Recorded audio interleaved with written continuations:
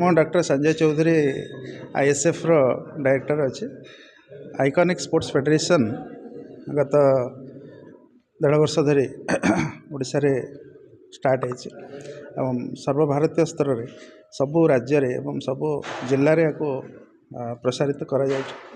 ଏଇଟା ମେନ୍ ଅବଜେକ୍ଟିଭ୍ସ ହେଲା ଆମର ଗ୍ରାସ୍ ରୁଟ୍ରୁ କ୍ରିଏଟ୍ କରିବା, ଆମର ଯେଉଁ ଟ୍ୟାଲେଣ୍ଟସ୍ ସ୍ପୋର୍ଟ୍ସ ସେକ୍ଟରରେ କ୍ରିଏଟ୍ କରିବା ଏବଂ ସ୍ପୋର୍ଟ୍ସକୁ ସମସ୍ତଙ୍କ ପାଖରେ କେମିତି ପହଞ୍ଚାଇବା। ବିଭିନ୍ନ ପ୍ରକାର ସ୍ପୋର୍ଟ୍ସ ଅଛି ଆମର ଓଡ଼ିଶାରେ। ଆମର ଗଭର୍ଣ୍ଣମେଣ୍ଟ ପାଖାପାଖି 42ଟା ସ୍ପୋର୍ଟ୍ସକୁ ଆଲାଉ କରିଛି ବା ଆପ୍ରୁଭ୍ କରିଛି। ସେ ଭିତରୁ ଆମେ ପାଖାପାଖି ବର୍ତ୍ତମାନ 22ଟା ସ୍ପୋର୍ଟ୍ସକୁ ଆଡ୍ରେସ୍ କରୁଛୁ। ଆଉ ସ୍ପୋର୍ଟ୍ସର ଡିଫରେଣ୍ଟ ଉଦୀୟମାନ ପିଲାମାନଙ୍କୁ ବା ପ୍ଲେୟାରମାନଙ୍କୁ ଆମେ ମଝିରେ ମଝିରେ ଆୱାର୍ଡ଼ ଫଙ୍କସନ୍ ବି କରି ତାଙ୍କୁ ବି ପ୍ରେରଣା ଦେଉଛୁ। ଆଉ ଆଇଏସ୍ଏଫ୍ ସବୁବେଳେ ସବୁ ଆସୋସିଏସନ୍ ମାନଙ୍କ ସହିତ ଆଜି କାମ କରି ଆସିছে। ଗେଟ୍ ବଲ୍ ଟୁର୍ଣ୍ଣାମେଣ୍ଟ ହେଉ ଇଣ୍ଟରନ୍ୟାସନାଲ୍ ଏବେ ଗତ ମାସରେ ଅନୁଷ୍ଠିତ ହୋଇଥିଲା ଓଡ଼ିଶାରେ। ଆମର ଚେସ୍ ପ୍ରିମିୟର ଲିଗ୍ ବି ପ୍ରଥମ ଥର ଓଡ଼ିଶାରେ ହେଇଥିଲା। ସର୍ବଭାରତୀୟ ସ୍ତରରେ ଯେତେ ସବୁ ରେଟେଡ୍ ପ୍ଲେୟାର ଅଛନ୍ତି ସେମାନେ ପାର୍ଟିସିପେଟ୍ କରିଥିଲେ। ବହୁତ ଭଲ ପରଫର୍ମାନ୍ସ ବି ଦେଇଥିଲେ।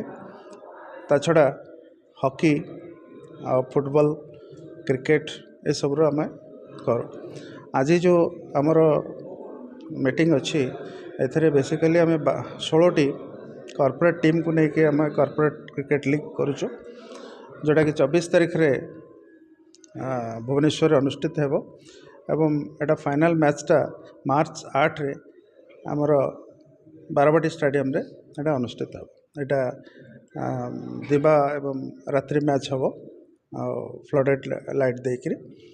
ଆଉ ତା ଛଡ଼ା 16ଟା ଟିମ୍ରୁ ଆଜି ସବୁ କ୍ୟାପ୍ଟେନ୍ ଆଣ୍ଡ ଭାଇସ୍ କ୍ୟାପ୍ଟେନ୍ ଆସିବେ।